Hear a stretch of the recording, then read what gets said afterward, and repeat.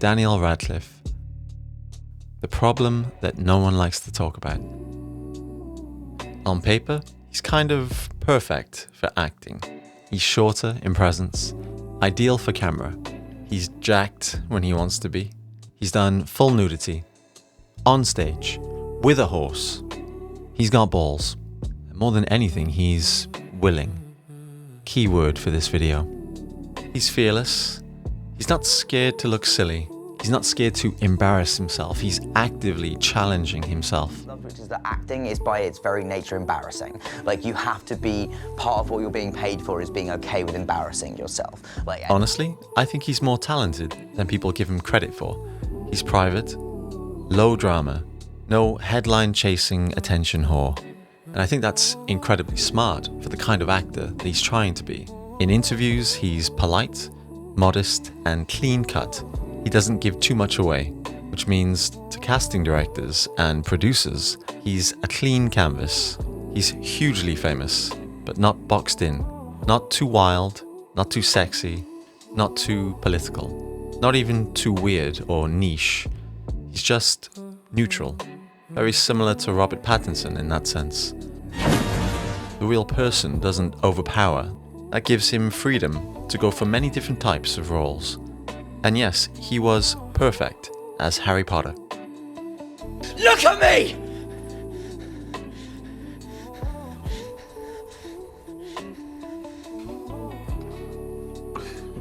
Casting could have gone so wrong. You never know with child actors, especially across 8 films, from Philosopher's Stone to Deathly Hallows. His build, his look, his demeanor, and his emotional range, it all worked. That's not luck, that's fate. And that's Daniel delivering every single time. But here's where things get complicated, and the problem that no one likes to talk about. Because of his fame, because he is Harry Potter, he's been offered a huge range of roles that are honestly completely wrong for him. Based on his line delivery, his nervous, breathing laugh, his size, his physical presence, and his on-screen presence, which is quite low. Daniel Radcliffe is only meant for certain roles, and just because he's brave enough to try anything doesn't mean that he should, doesn't mean it always works. He's done roles that work, and it's a decent list, but only because there are 8 Harry Potter films. Philosopher's Stone. If an actor ever embodied what you see in the books, it was Daniel. After Black. Why? Because he's not worth dying for. Do you know what I see and hear every time a Dementor gets too near me? I can hear my mum screaming and pleading with Voldemort. And if you heard your mum screaming like that, you're just about to be killed, you wouldn't forget in a hurry. Black did a terrible, terrible thing, and you'd be playing right into Black's hands if you went looking for him. Your mum and dad wouldn't want you to get hurt, would they? I'll never know what they'd have wanted, because thanks to Black, I've never spoken to them. Okay, let's still wrong. Let's do it one more time. Bring it up a notch. Look more up to me, okay?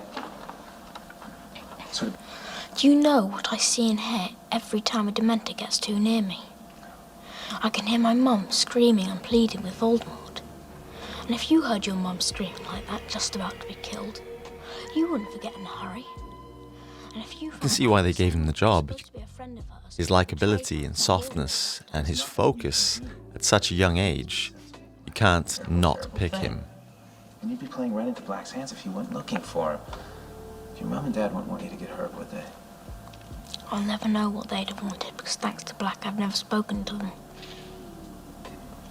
Okay, and cut. You think I don't know how this feels? You don't know how it feels!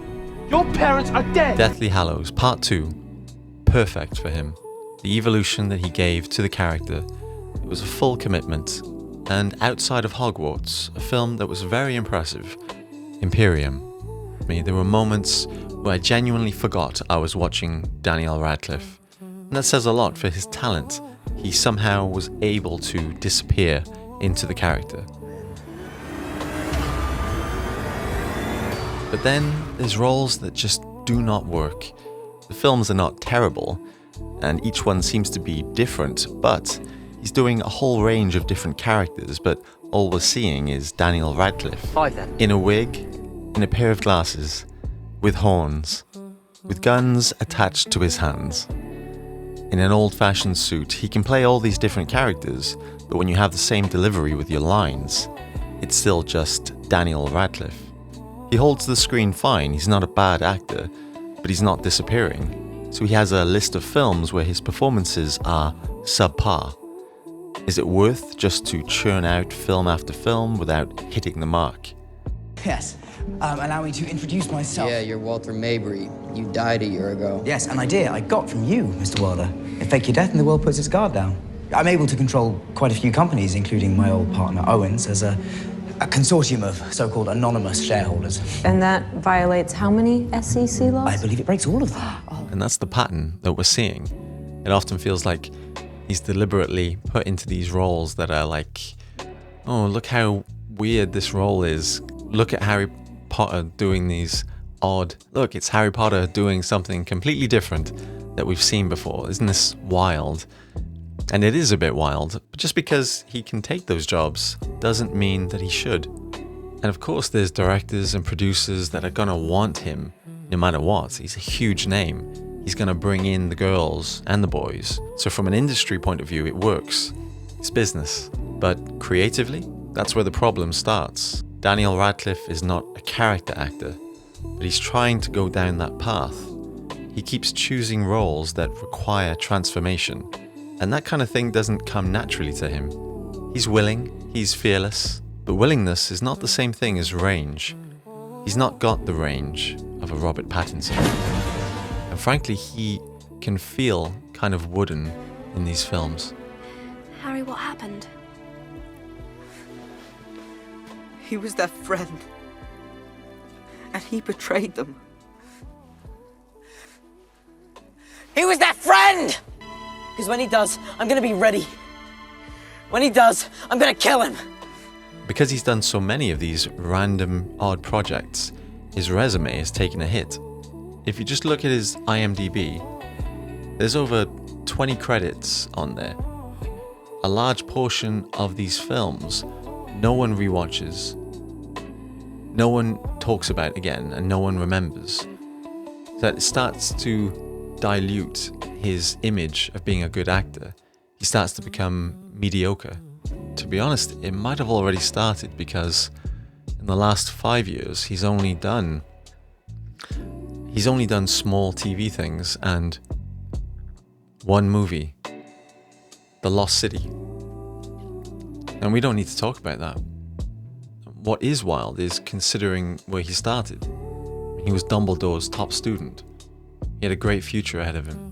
The frustrating part is he has Harry Potter money. He has time, freedom. So why not be selective? You know, it makes me think, like, is it on purpose? Does he choose these wildly different, sometimes extreme roles to hide his limitations? When he does something simple and grounded, like What If? A normal romantic comedy, a good solid film. It's got Adam Driver, Zoe Kazan, great actors. There's no gimmicks, no weirdness, no shock value. Just normal, real characters and conversations. This is the type of part now where you can't hide. There's no CGI or special effects to look at. There's no life or death scenario. Exactly that you do at the UN? I've heard of an international consortium of lawyers with a UN mandate to negotiate global copyright standards. Wow. But more importantly, are you trying to sleep with my girlfriend? Ben was working late. I don't know. I'll invite him. Don't worry, we're just talking guy, okay? They think we're still talking about international copyright law. No, God, I wouldn't do that. I just want to be friends with her. And with you. Friends is fine. Okay, I can do friends. But you better not try and put your penis near her. Okay. Now it's all based on your ability to be in the moment, to listen, and to have natural chemistry with your scene partner. And honestly, he's not bad. But I mean, he's been doing it for 20 years, and we just see the same Daniel Radcliffe cadence. The polite, apologetic, dry-humored kind of nice, awkward guy.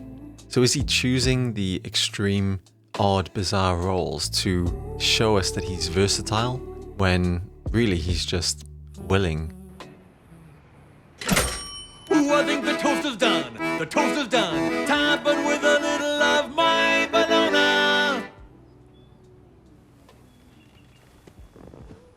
Where did that come from? Dude, I've got chills. I don't know, it just came out of me. After 2 decades, Daniel Radcliffe hasn't found his go-to lane. There's actors out there that do all kinds of roles, but they all know what butter they put on their bread. And Daniel, I don't think he's found it yet. The butter for his bread. He hasn't locked in because he's experimenting constantly. We haven't seen his go-to role of what he can do well, apart from Harry Potter. And if he wants to continue to be Daniel Radcliffe in his films, that's fine. I'll watch them. This isn't a criticism, honestly. Instead, it's more of a wish list of what I would love Daniel to do next. The reality is he should be way past the point of being challenged or doing something interesting. As an actor, he should be focusing now on what he can do well and what he can really offer the audience. And as we're on the topic, I need to talk about this scene from Deathly Hallows Part 1. In this scene in the entire Harry Potter series, and it happens to be when Harry and Hermione are together, it's so bad. It's like watching a school play with 2 children who have to dance together and do a romantic scene, and it's just awkward and embarrassing for the children and the audience. But why is it so awkward and embarrassing here? Like, how can this be? After nearly 10 years working together, they should be like best friends by now, or at least should be so comfortable with each other by now. And yet they have zero chemistry. Zero. I mean, let me know what you think in the comments. I'm not imagining it. I mean, I'm not sure what they're trying to tell the audience. This is acting, right? And where's the emotion? This is the story. This is a plot point. They're consoling each other. I don't know. And even worse is, I don't know who to blame. I can't tell, is it both of them or is it one affecting the other? Daniel, at this point, he hasn't delivered in the acting range that we would have hoped. This is my opinion on what I think good acting is. And I'm not putting pressure on him. He's been in the industry now for 20 years, churning out film after film, theatre, musicals. The guy is actively working his ass off as an actor. But I don't even know if I can describe him as an actor. Maybe more of a performer. Because that's what he does. He performs for the camera. And he seems willing to do anything on camera. Like, literally anything. I think there's some confusion sometimes as to what acting means. He'll come through. We'll see. I said I'm fine, Ron. It's not about being a performing monkey, willing to dance for the masses on TikTok. Instead, it should be about giving us something deeper, producing a piece of work that affects people and makes us feel something that we remember. Some of his best work, in my opinion, is still Harry in Deathly Hallows. And yes, the history of the character helps massively, but he really does a great job. He does Harry Potter, the character, proud, and he doesn't let down this huge franchise. He delivers and gives us everything that we wanted. Outside of Harry Potter, you should check out Imperium. It's genuinely impressed me. There's moments that I did forget that I was watching Daniel Radcliffe. It's a great idea, great story, good cast, not famous actors, and maybe that helps. He's got a shaved head, he's very different in it, and that's the version that I'd like to see more of. Not the racism. Rallies. You look to the left, look to the right. One of these people is a snitch.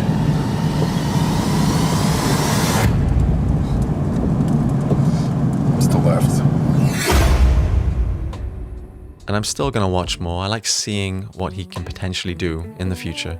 Because when he gets it right, he really gets it right. Please let me know if you agree or disagree in the comments. Give me a good counter argument if you disagree. As always, thank you for watching, and I'll see you on the next one.